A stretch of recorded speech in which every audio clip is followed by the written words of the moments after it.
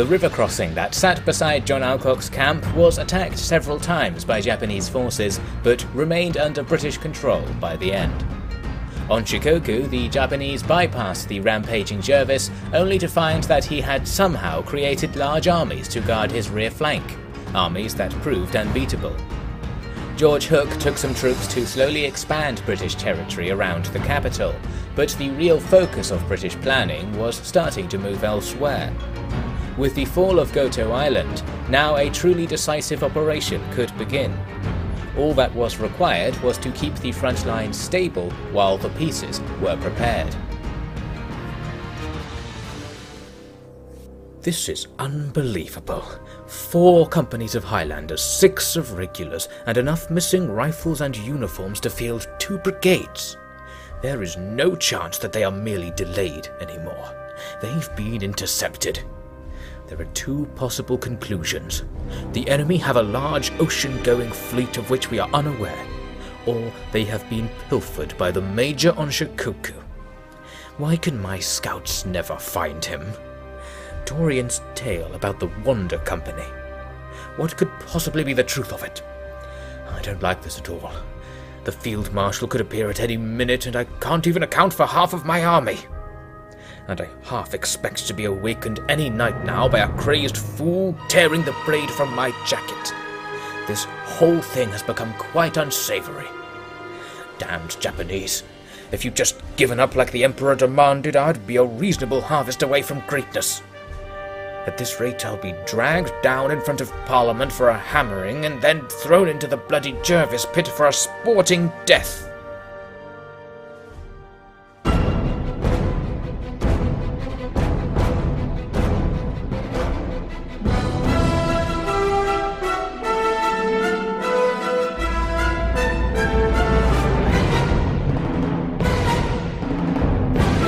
Hello there, welcome back to Honourable Gentlemen.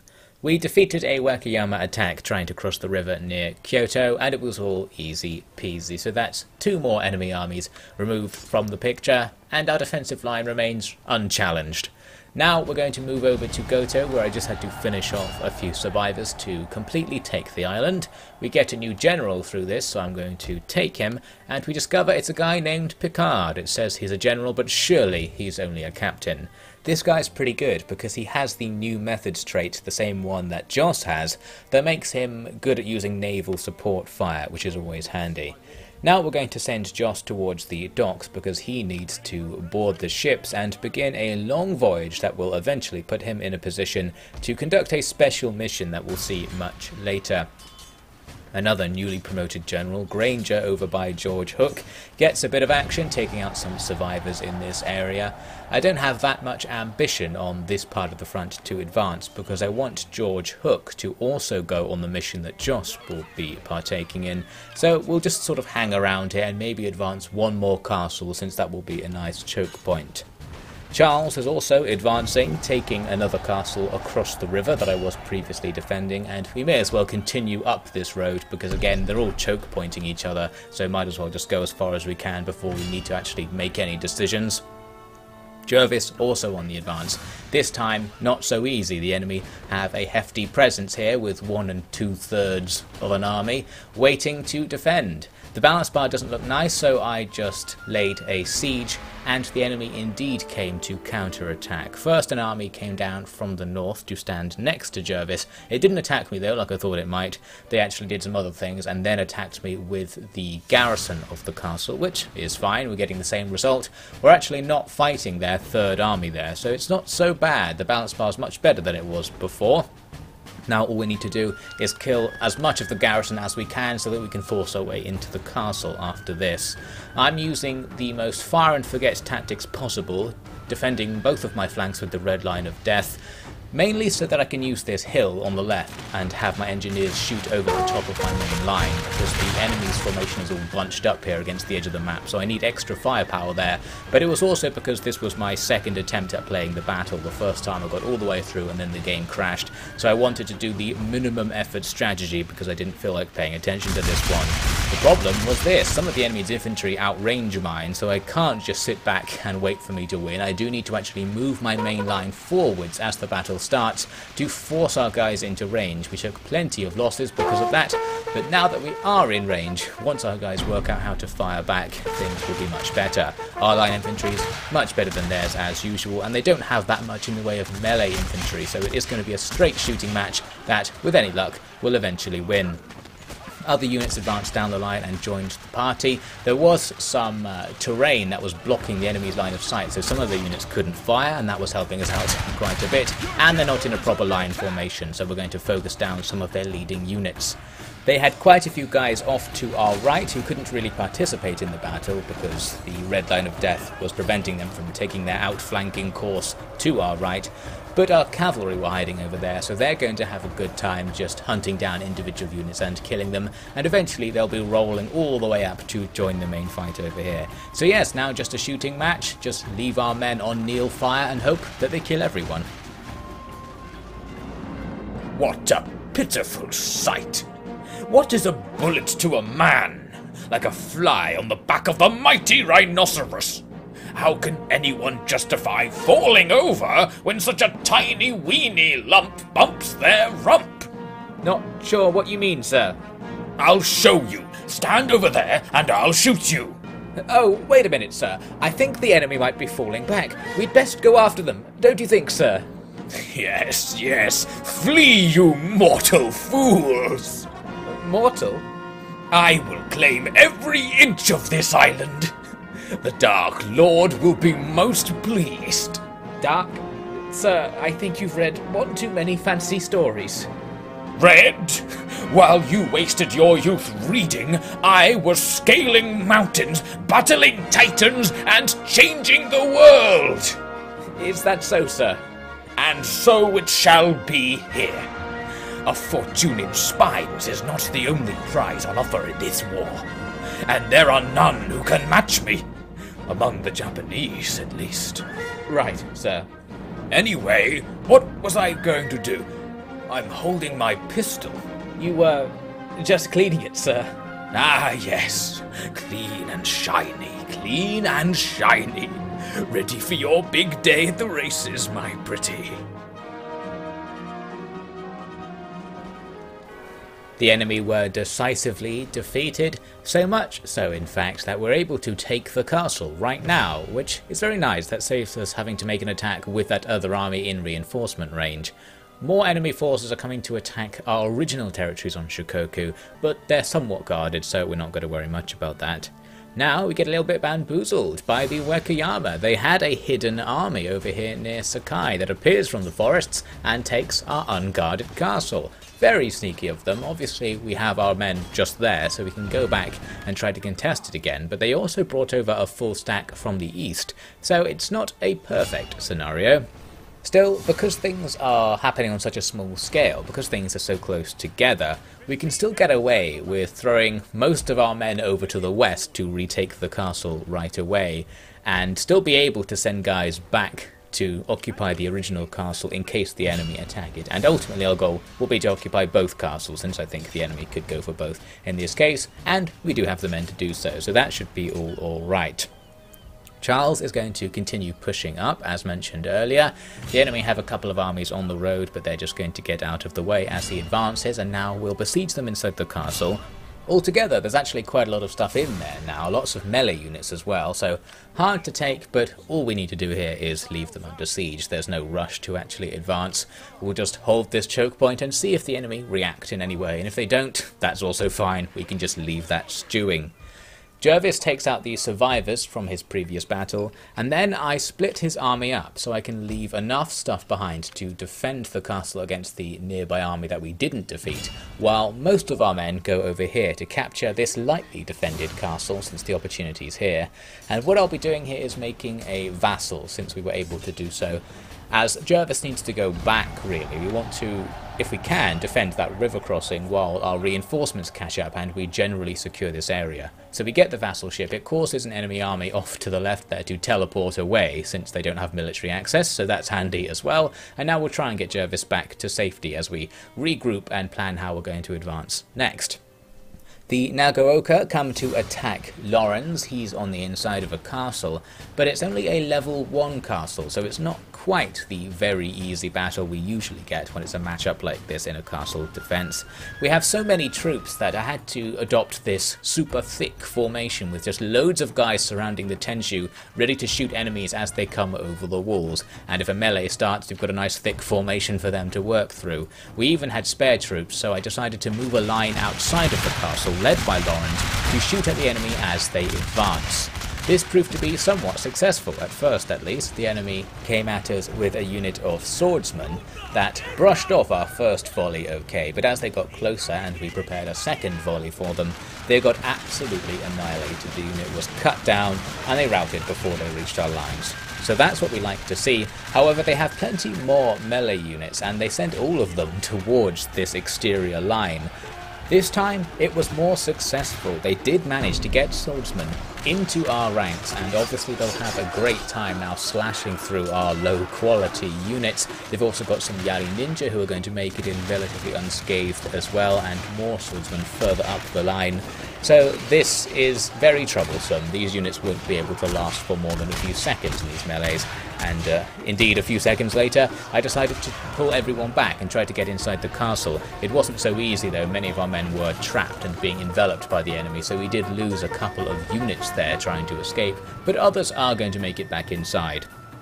Once we are inside, we won't have to do very much. It will be the usual strategy of just standing around and hoping as many of our troops as possible will keep shooting rather than fighting in melee to inflict massive damage on the enemy at close range. And because we have the entire castle just full of troops, there are plenty of chances to get outflanking shots into melee blobs and do the damage that we need.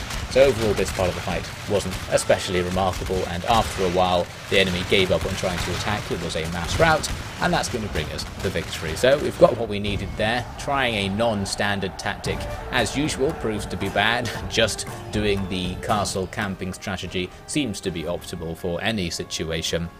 At least we only lost one full unit of volunteers in the end, and volunteers are very easy to get back. So a free victory, sort of. We can just get more of those guys next turn and we'll be back where we were. After that, we had a diplomatic proposition from the Tsushima. They're offering a peace treaty. Lots of clans often offer peace treaties, and I just reject them because the rules of this campaign are we'll be at war with everyone. But in this case, I thought I might actually accept this deal because the enemy can't do anything to us here, and I don't plan to do anything to them. It's just a standoff where neither side's going to act in the campaign, so maybe it would be better to just not be at war with them so we can trade with them instead, and in fact, economic dominance might be a better way of taking control of the Tsushima effectively than actually warring with them, so I agreed to negotiate. He's willing to surrender, is he? Not as such, sir. I think he wishes to negotiate a ceasefire agreement. Just for that island, though? Yes, sir. And why exactly have they decided that all of a sudden?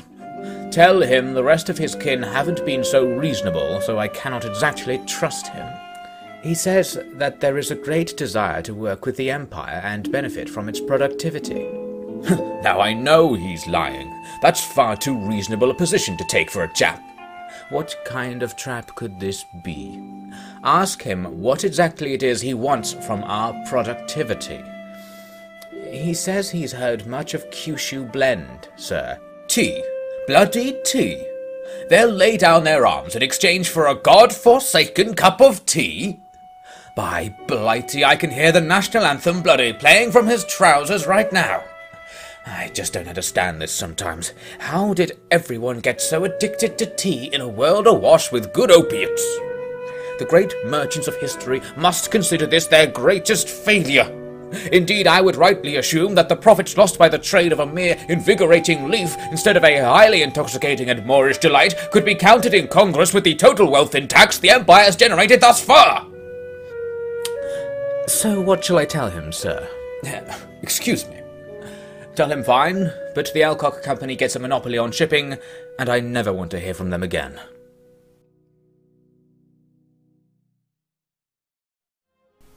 Next up, the army that Charles had under siege wanted to sally out.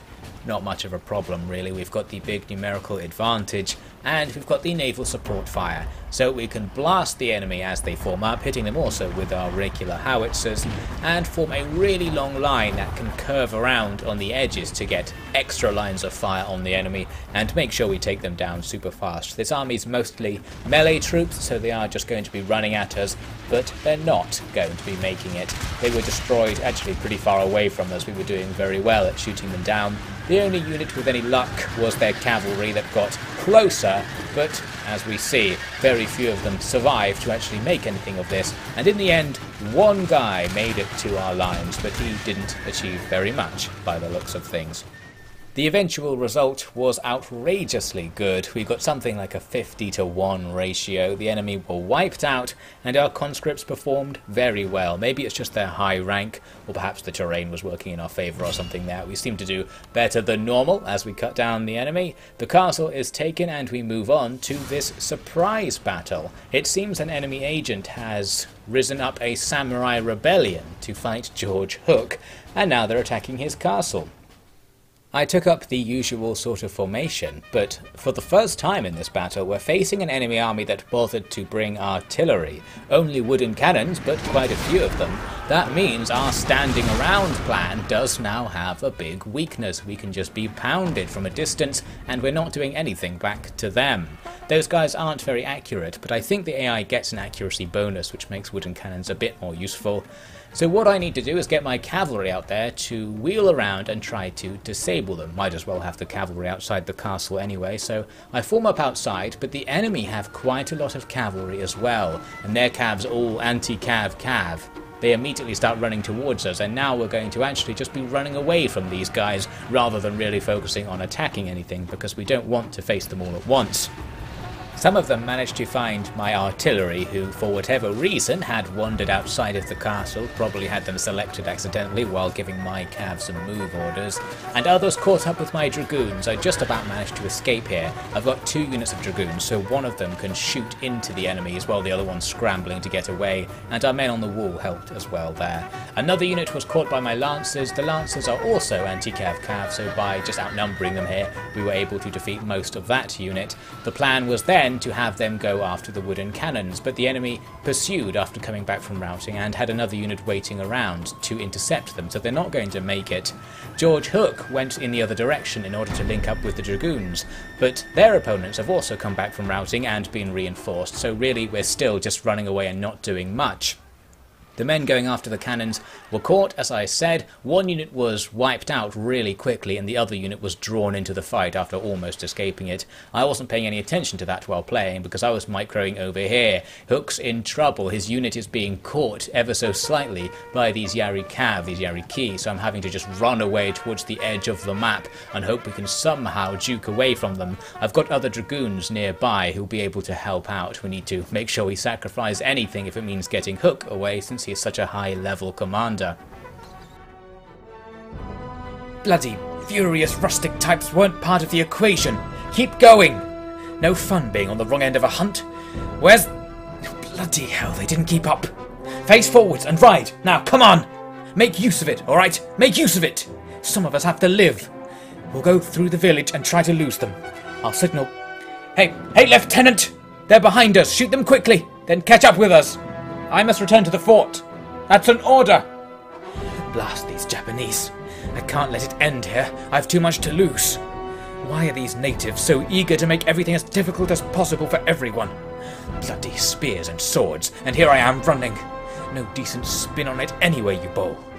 I shouldn't even be doing something like this. This is no gentleman's war. Ultimately, the plan to stop those wooden cannons failed completely, although they also ran out of ammunition before they did that much damage because they're not all that good. The fight in the fort was won pretty easily just because the enemy didn't have that much infantry attacking, so our men just shot them to pieces as they came in. Hook did manage to escape his pursuers, although we lost a unit of dragoons in order to achieve that. To finish off the battle, I had to send some of my infantry outside to go and scare the wooden cannons away because they just stand there once they're out of ammo. But there we have it, a decisive victory, but with 2 companies of cavalry lost due to that dodgy outside of the castle action. We did capture 2 units of wooden cannons, so that ever so slightly makes up for it. After that battle, we killed the survivors in the rebel army, and then I'm just going to sneakily move over here and take this Wakayama castle. This army might have been better put to use fighting the nearby Wakayama army, but I've got another army up to the north that can come down and take their place, so we might as well have this castle while it's only lightly defended. So there we go, and that's another good choke point position that the enemy will now have to attack to make any progress, or at least they probably will. So there's that other army coming down. They're going to team up with George. I forgot about them for a while. We'll come back to them later in the turn. First, I'm going to auto-resolve this fight. It's not exactly an auto-resolvable fight. They've got some strength on the balance bar, but at this point I'm going to be more liberal with the auto-resolves and just take greater losses in order to speed things up. And there are going to be quite a lot of battles like this, where it's 2/3, 1/3, and it auto-resolves just okay. The fact it's pretty hard to lose a full unit doing an auto-resolve makes it a very efficient way of playing the game, and indeed if you're super pro you really shouldn't be fighting any battles at all, because auto-resolve's very efficient when you take replenishment into account. Anyway, in this case the enemy were defeated, pushed back, and now I'm just going to set up an ambush on that road while those armies replenish. Charles continued his warpath, moving up to Kanazawa now. This is the end of the run of choke points we've been taking, so now there are multiple ways we can be attacked, and lots of roads, lots of castles and armies off to our east, a more complicated picture that can't be so easily attacked. So without more units to support him, Charles will have some difficulty there, but defending will still be easy. Jervis took out a Yamauchi force that was hanging around just over that river by teaming up with the men he left behind when he took that castle recently. So we need to link back up with these troops so his army's back at full strength, or full number of units at least. I almost didn't chase these survivors down because I wanted to press on to the north and take more territory, but I thought this is Jervis. He's going to kill everyone he can if the opportunity's here. So there we go, we'll use our army to take them down, get some experience, and generally secure this area. Now back over to George Hook. Here's the fight that I forgot to do earlier. Again, just an auto-resolve where it's okay-ish. We'll take the losses, they don't especially matter. We've got technology going now that gives us very quick replenishment even on our elite units. So auto-resolving with things that before took 20 turns to replenish isn't so much of an issue. In the next turn, Charles is going to continue his advance into the Noto Peninsula. I thought we might be able to quickly just loop through the peninsula and take the 3 castles here, and still have somewhat of a small choke point-ish front line to defend afterwards. Our attack on the first castle goes very well, very light casualties, almost taking it for free, so we'll move on in there. After that, there was another castle to take back over on Shikoku that I almost forgot about here in the corner. We're kind of walking past it with our current campaign trajectory, but I just about remembered to send a few reserve troops to go deal with that. Jervis then gets back on track to head north and attack that castle up there. We can see that's unguarded. I'm going to tactically not use all my movement points right now, so I can just about stay in my territory in order to get another turn of replenishment, so we're stronger when we push on fully in the next turn.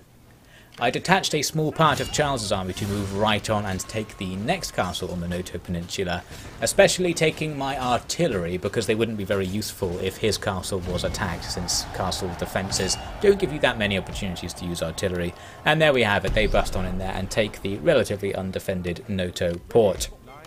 George teams up with a whole load of other guys to bring down another Wakayama army, just really not giving the Wakayama the time of day, killing them every time they come close and not even bothering to fight because we have a pretty superior setup right now. Actually there it was only 2 of the 3 armies that were meant to be taking part, and it even then still went okay. Now though, we're going to try something much more difficult. I'm going to send Lawrence to do this siege. That balance bar doesn't look very good. The enemy have really clustered in this area, so I thought we'll just dive on in and see what comes of this, see how the enemy react. I'm not just going to send Lawrence because his mostly volunteer army might not do very well on its own there. I'll send Dorian with a load of regulars to support. They're still going to be very outnumbered, but we'll just see what they can do there, see if anything interesting comes of it. Jervis gets blocked when the Yamauchi put an army on the road in front of him, so it looks like we're going to have to fight our way through. I was just comparing here their stats to mine on their line infantry units and seeing just how inferior they are, so while the numbers might just about be on the enemy's side here, they really don't have much chance in a shooting match, so we'll give them one at the start of the next episode.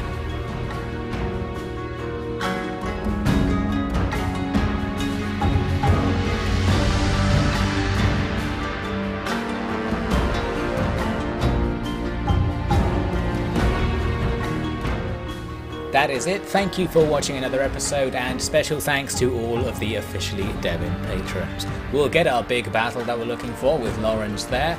Jervis will continue his rampage, and we might just get to Joss and George's new plan to end the war, all in the next episode of Honourable Gentlemen.